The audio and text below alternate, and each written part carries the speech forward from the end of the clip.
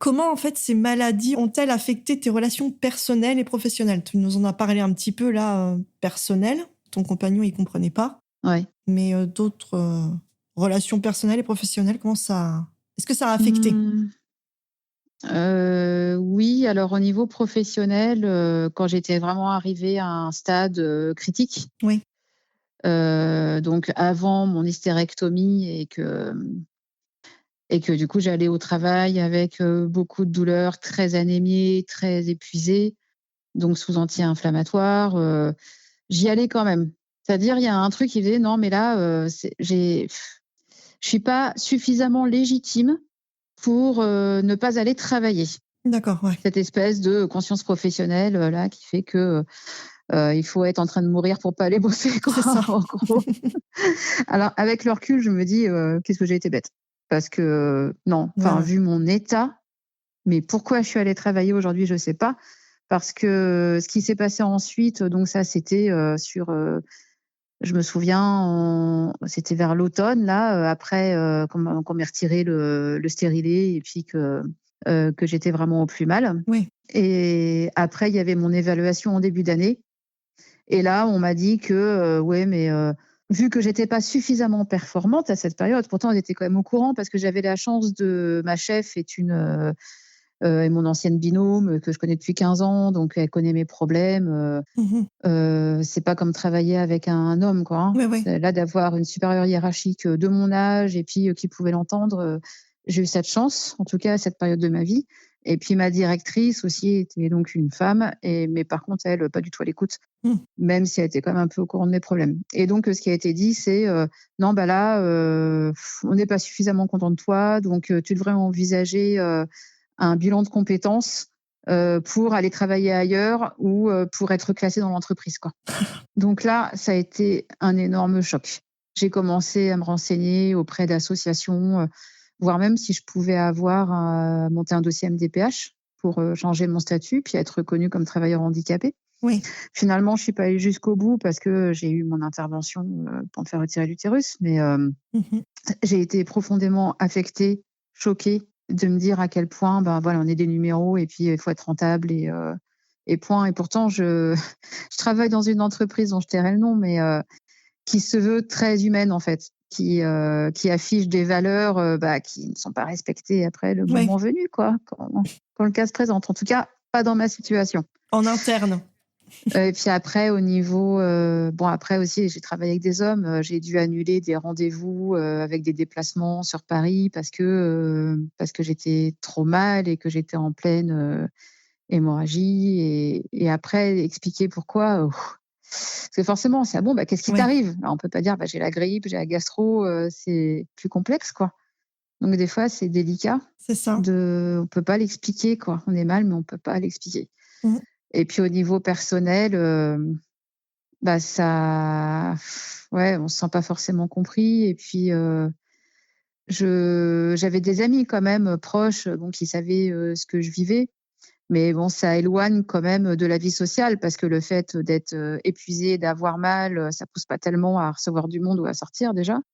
Et puis après, bah, voilà, au niveau, plus personnel, du couple, j'ai vécu les 2 situations puisqu'avec, le père de mes enfants, donc qui en plus a un vrai rejet pour la maladie, qui est un vrai rejet, c'est un ancien militaire, donc Mmh. un vrai rejet pour la faiblesse, il faut être fort, quoi qu'il arrive. Ah oui. Une fois, je suis tombée, je me suis évanouie, il m'a dit: «Oh, c'est bon, arrête ton cinéma là, relève-toi, ça va». Enfin, c'est extrêmement violent Oui. et en plus de pas être soutenue, quoi. Parce qu'on aurait juste besoin, que j'aurais juste eu besoin qu'il prenne le relais à des moments où j'étais incapable de faire, mais il fallait que je fasse quand même. C'est ça. Et puis ensuite, voilà, je suis tombée sur quelqu'un après ma séparation qui, au contraire, était, très sensible à ce que je vivais. Je pense que, bah, c'est quelqu'un qui bah, il était amoureux, donc Oui. je pense qu'il faut une grosse dose d'amour pour être véritablement soutenu, écouter et dire: «Non, c'est pas grave, allonge-toi. Qu'est-ce que je peux faire pour toi? T'inquiète pas, je vais préparer le repas, je vais m'occuper des enfants», même si c'était pas les siens. Oui. Donc heureusement, il y a on peut aussi rencontrer des personnes comme ça, mais c'est pas toujours le cas, quoi. Ouais, ouais, je comprends. Et puis après, dans la sphère familiale, j'ai une sœur dont je suis très proche et puis une mère dont je suis proche aussi. Donc là, il y a pas de souci, quoi. J'étais, enfin, surtout ma sœur qui a toujours été très présente, même si on est à distance, mais même la présence réconfortante à un niveau psychologique, bah, ça vaut de l'or, quoi. Ouais, elle avait les mots pour t'apaiser et te Oui, rassurer, quoi. bah, pour m'écouter Ouais, aussi. aussi. Oui, c'est ça aussi. Ouais, et juste écouter. Des fois, c'est bien. Ou prendre des nouvelles. Ouais. Ou dire, bah, attends, je vais faire des recherches pour toi, je vais chercher peut-être justement des huiles essentielles, des choses qui Mmh. peuvent soulager. Ou c'est quelqu'un qui a du magnétisme aussi, qui magnétise. Donc, D'accord. elle m'a pas mal magnétisée aussi pour essayer de me soulager.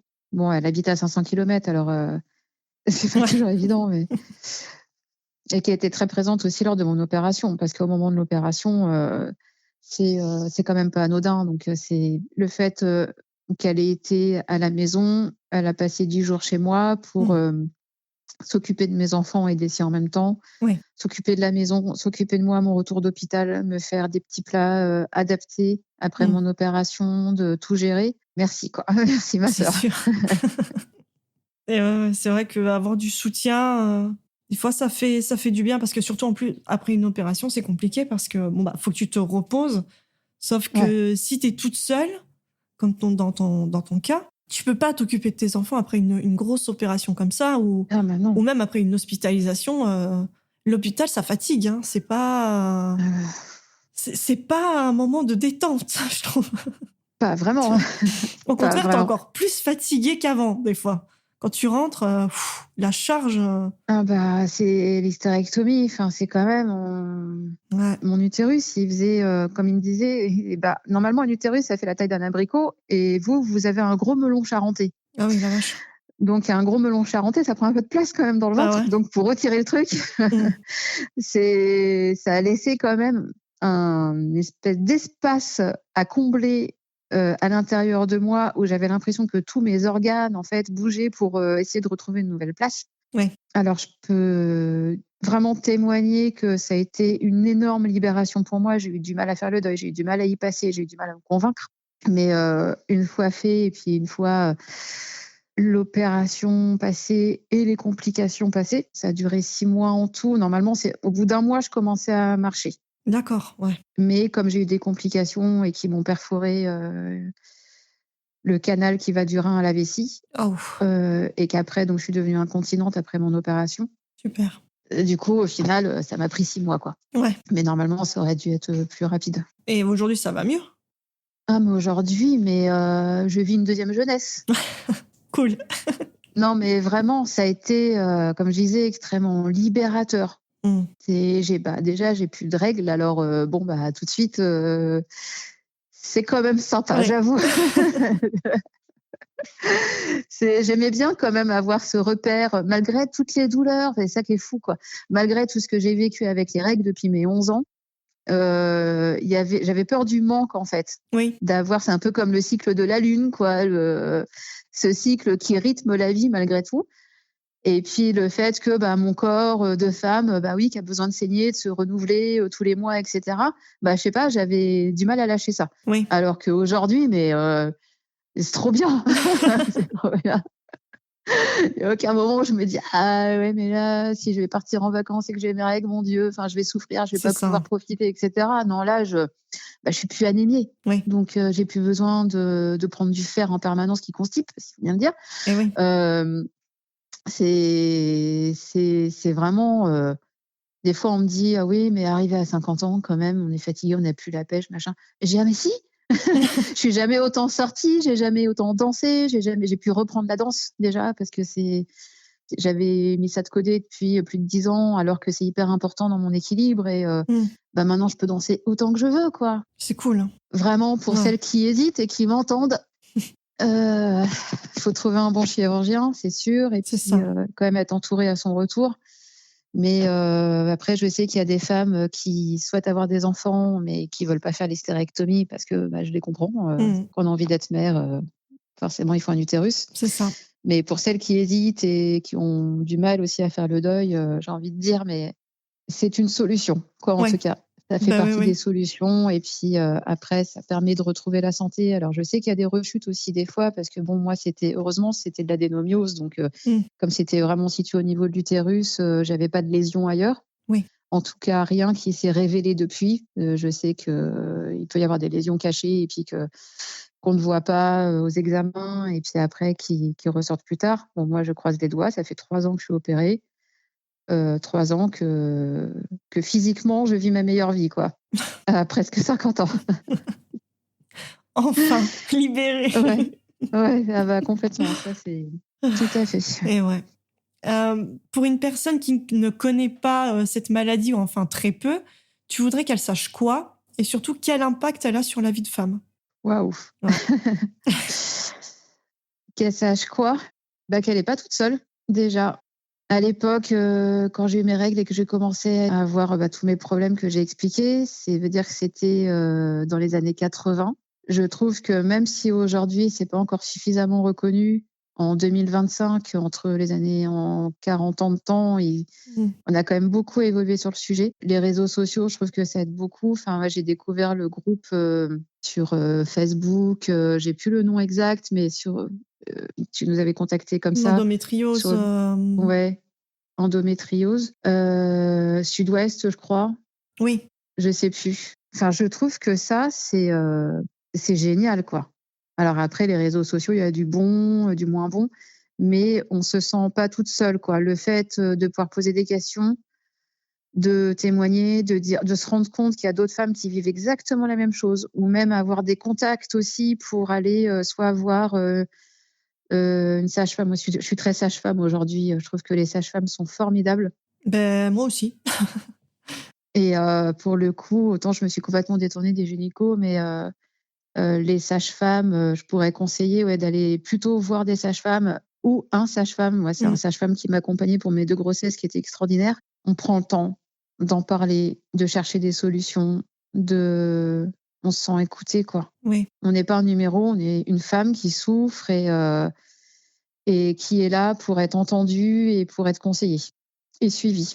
on est des êtres humains, on n'est pas des On n'est numéros, pas des machines, hein. ou des fichiers clients, quoi, hélas. Voilà, on n'est pas des machines qu'on peut réparer à coups de bistouri, pas rester seule, Mmh. pouvoir, communiquer avec d'autres, pouvoir avoir des conseils d'autres femmes qui vivent la même chose. Ça, je trouve ça extraordinaire. C'est un truc qui m'a manqué et quand je l'ai découvert, ça a quand même changé beaucoup de choses. Ouais. Et puis, se faire entourer, ouais, sage-femme, j'ai fait de la sophro aussi, Mmh. ça m'a pas énormément aidée la sophro, mais pour d'autres choses, par exemple pour le sommeil, parce que quand on a de Oui. l'endométriose, je pense qu'on peut être beaucoup à dire que les nuits sont quand même bien pourries. Mmh. Donc je pense que tu pourras le dire aussi toi, Ouais. j'imagine. Donc la sophro, je trouve que ça aide aussi vachement. Enfin voilà, il faut trouver après ses propres clés, C'est ça. mais en tout cas, il y a moyen de trouver d'être entouré, quoi. Et puis avoir des bons professionnels, de santé, mais Ouais, aussi alternatives, exactement. qui sachent de quoi, travailler, surtout. Ouais, J'en ai côtoyé, je suis ressortie, ça allait pas du tout, donc je voulais même plus les revoir. ouais, Même plus voir, ce corps de métier-là, hein, je dis clairement, hein. Et c'est vrai que ma mère, elle insistait: «Non mais si, viens, j'en ai vu un autre, viens, on y va, on y va, on y va». Et au final, c'est vrai que là, j'en ai un de magnétiseur là qui m'avait tout remis en place. Je sais pas trop ce qui s'est passé, ça m'avait fait du bien. Mais c'est vrai que il savait de quoi il parlait, quoi. ouais, carrément. Ou comme je disais tout à l'heure, l'acupuncture, quoi. C'est ça. Enfin, il y a quand même aujourd'hui, il y a toute une panoplie de méthodes alternatives, Mmh. pour se soigner. Alors après, effectivement, ouais, c'est un budget, mais en même temps, des fois, on n'a pas trop le choix. C'est ça, les anti-inflammatoires et moi, j'en ai tellement pris qu'aujourd'hui, je sais que je suis abîmée aussi au Ouais. niveau du foie et de l'estomac. Et puis, je crois qu'aujourd'hui, il y a des maisons médicales aussi spécialisées dans l'endométriose. Je me demande si à Bordeaux, il n'y a pas, un endroit comme ça. Alors maintenant, je suis ça de plus loin forcément, mais Ouais. il me semble qu'il y a des maisons spécialisées aujourd'hui. Si j'avais su ça à l'époque, si ça avait existé à l'époque, mais je pense que j'aurais accouru dans ce genre d'endroit Ouais. parce que là, je sais pas si tu vois ce que je veux dire, si tu en as entendu parler toi de ton côté? C'est Tivoli, non? Tivoli, ouais, Mmh. c'est ça, à Bordeaux? Ouais, ouais, à Bordeaux, c'est à Dans Bordeaux. le groupe Facebook, j'ai vu qu'il y a beaucoup de Mmh. femmes qui en parlaient. Et je pense qu'il y en a d'autres aussi en France. Moi, je sais que là, il y a Croix-du-Sud à Toulouse. Ouais. C'est là où je suis suivie. Donc, c'est bien parce que du coup, c'est pluridisciplinaire. Donc, bon, il y a beaucoup de chirurgiens, il y a des diététiciennes, il y a médecins de la douleur, il y a plein de trucs, quoi. Donc, c'est pas mal aussi, quoi. Et ils sont spécialisés Oui, pour l'endo. Ok, Mm. c'est top. Et ça t'aide, toi, d'avoir un endroit comme ça? Bah, c'est quand même mieux parce que du coup, bah, quand tu vas prendre des rendez-vous, souvent, tu vois, vu que c'est dans la même environnement, quoi, tu peux les prendre dans la même journée au final parce qu'ils vont. Mhm. Tu vois, exemple, là, je vais être hospitalisée, je vais voir tous ces chirurgiens-là dans la même journée. Ah ouais, top. Donc, j'ai pas besoin de prendre rendez-vous, voir le chirurgien gynéco, dans 6 mois, le gastro, et ainsi de suite. Après, l'urologue, tu vois. Mhm. Là, au moins, c'est tout d'un coup et hop, tu rentres et t'as tout. C'est moins Et fatigant. dans ton cas, ils n'ont pas trouvé de solution médicale, d'opération, il n'y a pas de... Ben, au début, non. Mais là, je pense qu'ils vont trouver beaucoup. Parce que j'avais pas tant mal que ça au tout début, quoi. Ouais, d'accord. C'est pas comme aujourd'hui, quoi. Ouais, tu sens que ça a pas mal évolué, quoi. Oui. Mhm. Ouais. Et en sachant que c'est depuis juillet que ça allait pas. Ça va vraiment pas du tout, du tout, du tout. Et tu vois, là, je vais faire une hospite d'une journée en février, quoi. Ça met du temps aussi, quoi. Oui, ouais, ça met du temps, c'est sûr. Donc, on verra ce qui va se passer. Ouais, une hystérectomie, toi, tu l'envisages pas? Alors, non. Mais ouais, non. Je sais. Ben, tu vois, c'est un peu comme. Je pense un peu comme toi. Mhm. Du genre, c'est leur première maison à mes 3 enfants. Mhm. Bon, j'ai 32 ans. Je sais pas. Mhm. Puis, je me suis jamais fait opérer. Donc, je pense que, tu vois, il y a des trucs qui s'accumulent. Et là, hystérectomie, c'est quand même un long truc. Et puis, je sais pas, c'est une partie de moi. Je sais pas comment expliquer. Je suis Ah, pas bah, je encore. comprends très bien. Ouais, je sais. Quand il m'a dit ça, j'étais là, non, mais c'est à moi. C'est à moi, je dis, tu sais, non. Ouais, mais bon. Mais je réfléchis parce que je pense pas que mes douleurs viennent que de là, tu vois. Donc, Ouais. c'est pour ça que je verrai du coup au mois de février, quoi. De toute façon, faut être prêt. C'est ça. Je veux dire, chacun fait son propre cheminement aussi, et puis à un moment donné, se dit, pèse le pour et le contre. Voilà. Mais il faut être prêt, ouais. Ça se fait pas tout seul. C'est pas, on se fait pas couper les cheveux, quoi. Hein. Il y a quand même tout un symbole autour de l'utérus qui est fort, puissant. Mais pour revenir sur ta question initiale, ce que je conseillerais, c'est aussi de s'écouter, quoi. Oui. Apprendre à s'écouter et dire stop, dire non, dire non, là j'ai besoin de repos, non, là je peux pas aller travailler, non, ça je peux pas faire, quoi. Mm. On n'a pas suffisamment l'habitude de s'écouter. Et ouais. On culpabilise en fait. Oui, mais parce qu'on est un peu. C'est encore là. Ouais, on est des femmes. Donc, du Ouais. coup, les femmes, elles doivent tout faire. Ouais, Voilà, sans rien dire. Faut dire la vérité, quoi. C'est comme ça. ouais, Donc, elles n'ont pas le droit à du repos. C'est surtout quand tu as des enfants, tu as une maison à tenir, un boulot. ouais. T'as pas le droit de mettre le bouton off. C'est Ouais, pas bah, c'est possible. bien pour ça que je dis, bah si, mettez le bouton off. Faut que ça change. Mais il faut le mettre. Faut que ça change, ça. C'est pas sûr. possible. Est-ce que tu penses que la sensibilisation à l'endométriose, le SOPK ou l'adénomiose pourrait être améliorée? Oui, bah, je pense qu'il faudrait en parler assez jeune, Oui. finalement. Alors après, il y a peut-être pas forcément de raison, mais au moins le savoir, quoi, que ça peut en faire partie. Parce que comme tu dis, ta fille, bon, bah, je souffre, mais finalement, je me tais. Alors toi, tu lui dis, mais peut-être que autour d'elle, alors je dis pas qu'il faudrait l'intégrer dans les programmes scolaires, et encore, je sais pas, je pense que peut-être en SVT, au collège, faudrait me dire, peut-être expliquer que bah, le corps féminin, oui, fonctionne comme ça, mais qu'à un moment donné, il peut y avoir aussi ce type de problème, de maladie. Et qu'est-ce que sont ces maladies? Finalement, on aborde plein de sujets en SVT et pas celui-là, quoi. C'est ça. Donc, la sensibilisation, je pense qu'elle commence finalement jeune, et je pense que les enseignants, finalement, comme c'est eux qui transmettent quand même beaucoup de choses aux enfants, ils peuvent aussi avoir leur part à prendre dans cette sensibilisation-là. Oui. Pourquoi pas? Parce que sinon, en dehors de ça, c'est pas évident, quoi. Par quels médias sensibiliser, par quels moyens, Mmh. je sais pas. Ouais. Aujourd'hui, il y a quand même plein de moyens de communication. Donc, on voit énormément de vidéos, de choses sur le harcèlement scolaire, par exemple, Mmh. ou sur le harcèlement des femmes. Oui. Mais pourquoi pas aussi sur l'endométriose? On fait Octobre rose, on fait plein de choses sur d'autres maladies. Alors après, c'est vrai que si on communiquait sur toutes les maladies, il C'est sûr. faudrait beaucoup de temps, beaucoup de choses. Mais je pense qu'avec les moyens qu'on a aujourd'hui de communiquer, ça serait top Oui. d'avoir, ce que tu fais, c'est super, tu vois? De permettre des témoignages et puis, d'être, entendu par d'autres femmes ou peut-être même d'autres, même des hommes Mmh qui mh. pourraient s'intéresser à la maladie de leur femme, de ce que vivent leurs compagnes, mieux comprendre.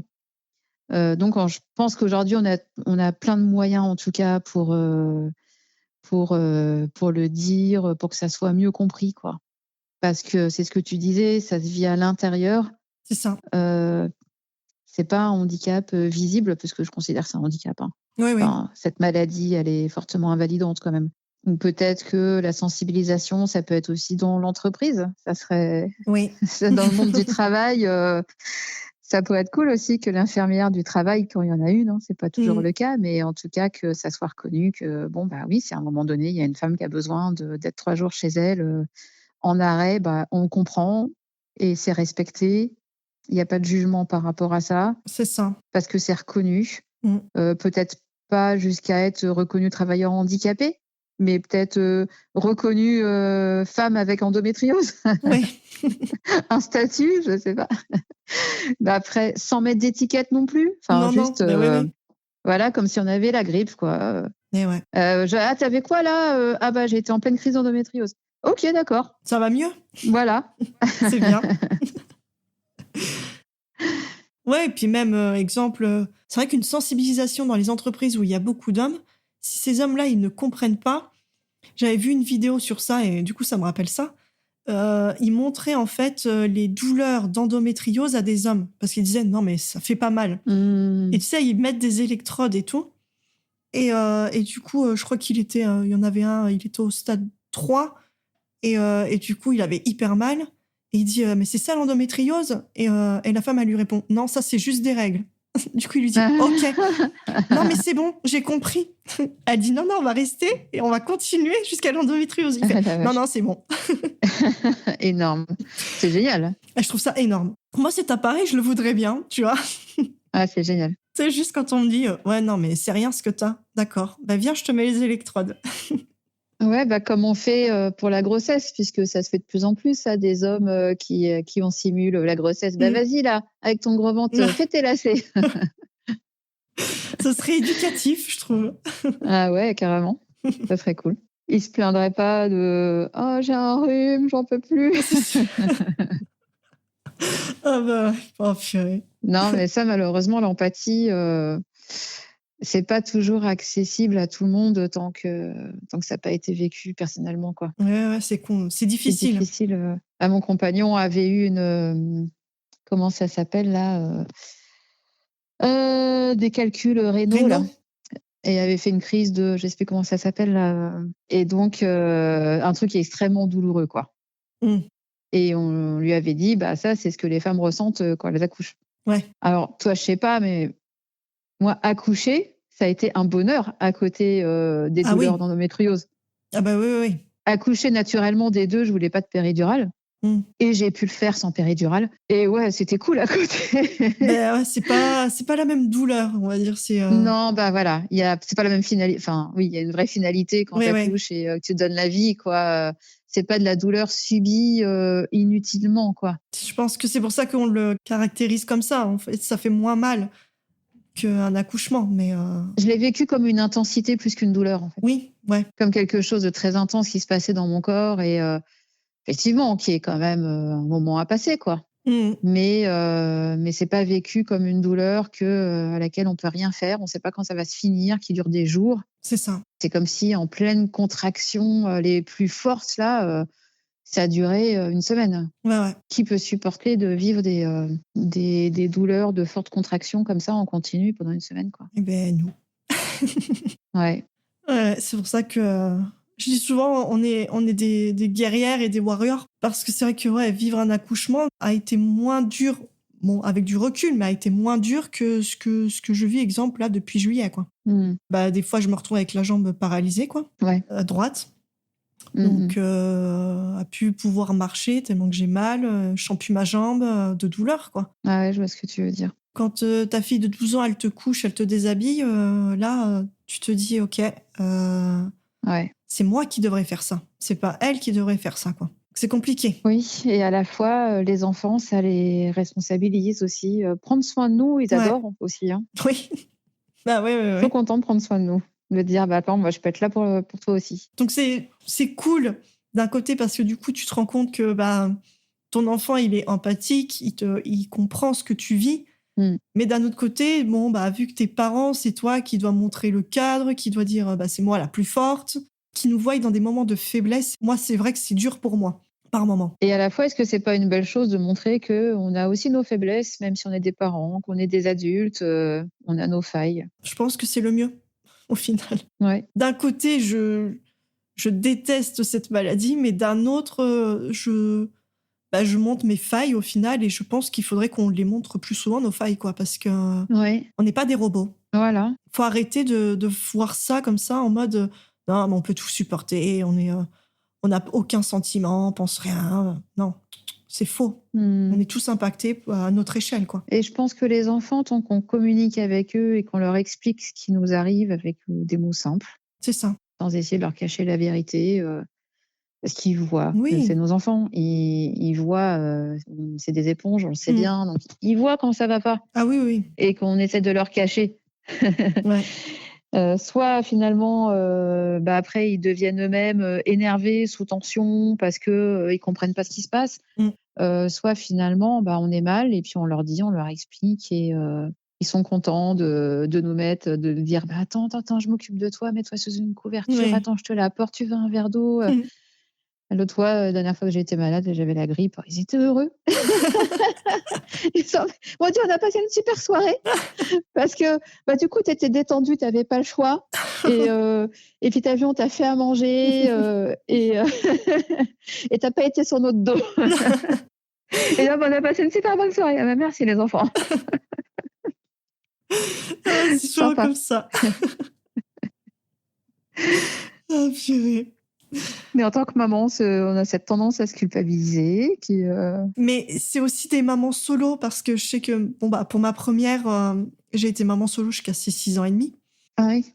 Donc, moi, j'ai vécu un peu le mode, je suis papa, je suis maman, je suis tout en même temps et c'est vrai que, Mmh mh. je revois un peu les répercussions que j'ai eues, envers elle parce que du coup, bah, elle se plaint jamais. Dès que je la dispute un tout petit peu ou juste je la regarde parce que je suis énervée, direct, elle fait plus rien, elle bouge plus, j'ai été dure, je dirais. Mais parce que j'étais maman solo, quoi. Alors non, moi, je dirais que tu as fait de ton mieux surtout. Aussi. Ouais, ouais. Mais en plus, je l'ai eu à 20 ans, donc tu vois, Ah ouais. tout tout ce qui s'est passé avec la société, jeune, maman à 20 ans, mais de base, on m'avait dit à 15 ans que j'étais stérile, Mmh. déni de grossesse, en fait, je crois que tout ce amas de société, de je dois gérer, mais je suis toute seule, je lui ai créé un cadre où en fait, elle devait être irréprochable pour que plus tard, on lui dise pas: «Tu as été mal élevée». Ah ouais. Tu vois? Le moindre petit truc, c'était tout au carré, tout le temps. Et là, bon, je suis plus cool, du coup, donc ça va. Mmh. Mais c'est vrai qu'au début, je m'en rendais pas compte. Mais je pense que, bah, j'étais dans le train, quoi. J'ai monté dans le train et on y va et c'est vrai qu'avec du recul, des fois, on en parle toutes les 2. Elle me dit: «Oui, c'est vrai que tu as été dure, tu es dure, des fois». Ouais. C'est comme ça. Bah, on n'est pas parfaite, hein. Non, non, non. Et après, elle me dit: «Bon, bah, tu été dure, mais tu étais toute seule et au final, je Ouais. suis fière parce que je suis fière de toi parce que tu as réussi à m'élever et je sais que je suis polie et que du coup, bah, je suis pas irréprochable, mais Du coup, à l'école, tout se passe bien. Les profs, même, ils lui disent, mais arrête de dire tout le temps merci, arrête. Elle est trop polie. Voilà. Mais j'aime mieux. Ça me Écoute, j'ai convient. exactement la même fille, alors Ouais, je te comprends.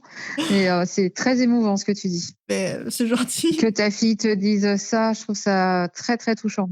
Oui, parce que je pense que, bon, après, elle a beaucoup de maturité parce qu'elle a grandi avec des adultes au final. C'est pas trop une enfant, tu vois. Elle a toujours été. Hmm.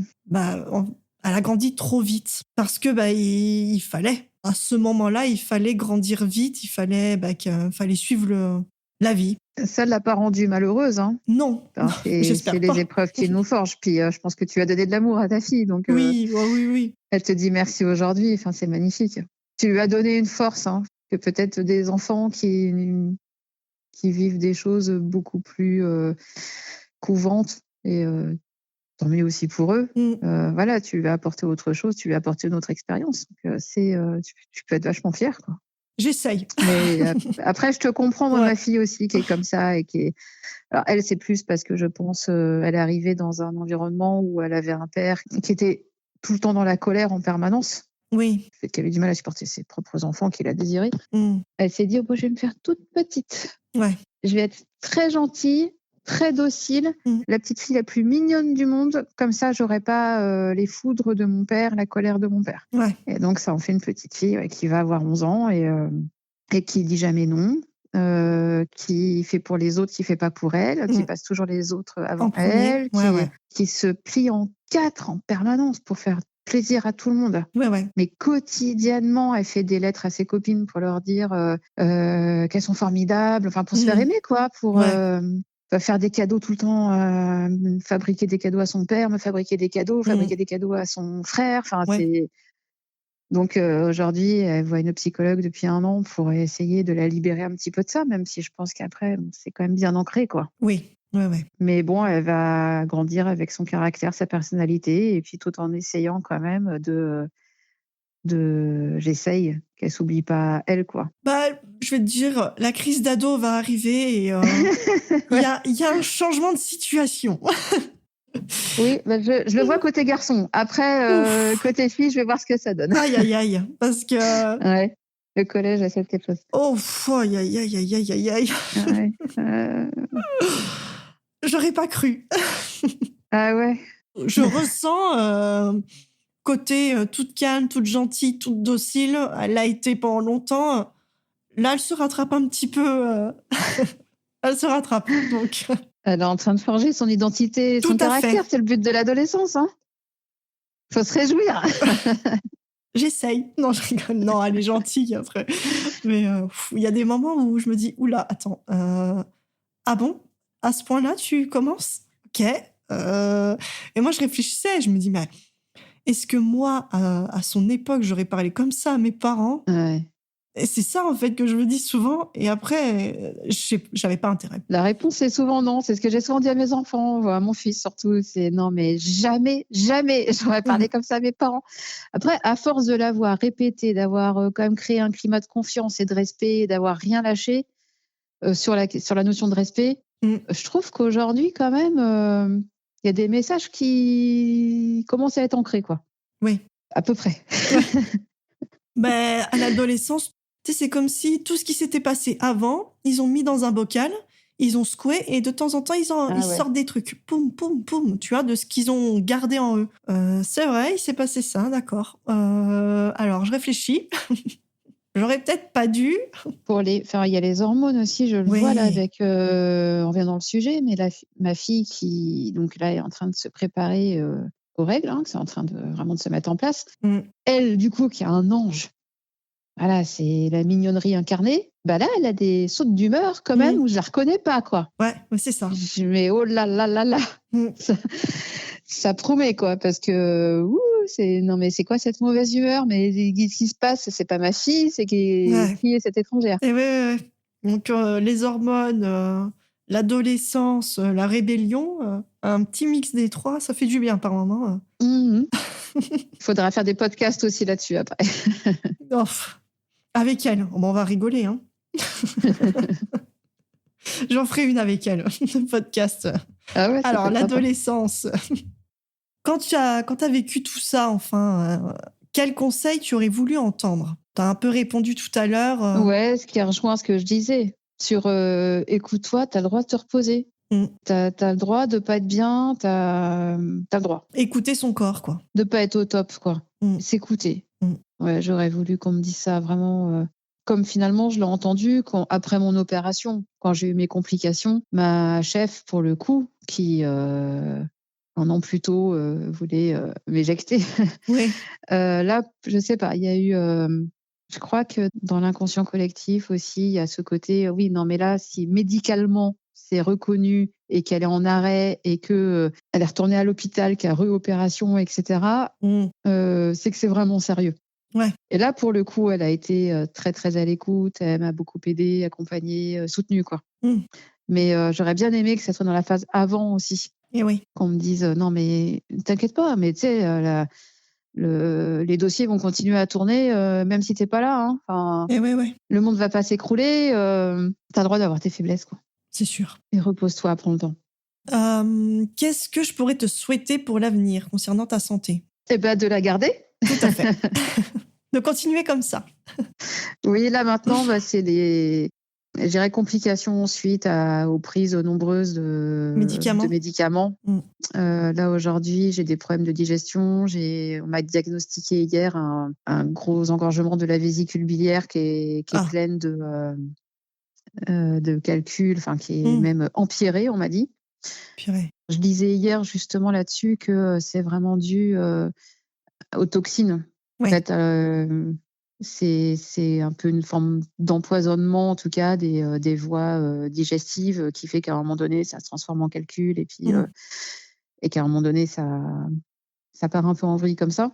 Ouais. Donc, là, maintenant, c'est voilà, c'est aussi l'effet, le second effet qui se coule de bon, bah, j'ai tenu pendant des années avec, des médocs parce qu'il fallait tenir, mais que, c'est pas non plus, neutre, quoi. C'est pas anodin de prendre beaucoup de médicaments comme ça. Non. Donc, tu peux me souhaiter de bah, bon, voilà, c'est moins grave que ce que j'ai vécu, je reviens de loin. Comme je disais, avec l'endométriose, j'avais l'impression qu'à un moment donné, j'allais mourir. Donc, Mmh. aujourd'hui, je suis à des années-lumière de ça et puis bon, bah, il va falloir que je prenne soin maintenant de mon foie, de ma vésicule biliaire, et de mon estomac. Mais ça peut se faire, j'en souffre pas vraiment, au quotidien. Ouais, ouais. Enfin, c'est pas comme les douleurs que j'ai pu connaître ou les hémorragies et cetera. Donc, bah, de garder une bonne santé, de garder la forme, la vitalité que j'ai retrouvée aussi, quoi. Ouais. Je peux faire ce que je veux, quoi. Je peux faire du vélo. Imagine, je peux faire du vélo et je Ah peux ouais. danser et voilà, de pouvoir continuer à vivre pleinement, profiter de la vie. Et ben, en tout cas, c'est ce que je te souhaite. Et ben, merci et toi aussi. Je te souhaite Merci. vraiment de trouver, aussi des solutions, de pouvoir être pris en main, de pouvoir être écouté, d'être, aidé C'est gentil. et d'être bien entouré, quoi. Oui. Mais tu t'en sortiras. Ah oui, oui, oui. Moi, je vois toujours le côté positif, hein, tu vois? Bah, ça déjà, tu as fait la moitié du chemin. C'est ça. Merci beaucoup. Bah, merci beaucoup à toi. Et en tout cas, bah, j'espère que grâce à ton témoignage, bah, on a réussi à donner de la force et du soutien donc aux personnes qui souffrent en silence. J'espère, c'est l'idée. Merci de participer à ça. Je te dis à bientôt. À bientôt.